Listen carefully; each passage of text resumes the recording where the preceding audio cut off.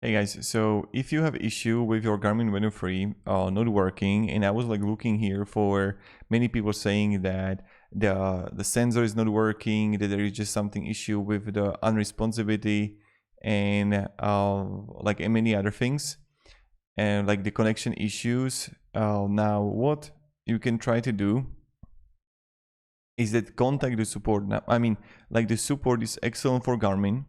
So you're just gonna write here the product name, like the Garmin Venu 3 when you're gonna be in support. And here you're gonna have, and then you can have contact us more help chat when it's going to be online, or just write them email. Share them what kind of issue you have, and they're going to help you to actually possibly fix the issue. So I just want to make this like really effective and quick video for you, what we can do, so you can get like fix the issue for Garmin Venu 3. Have a great day guys, and goodbye.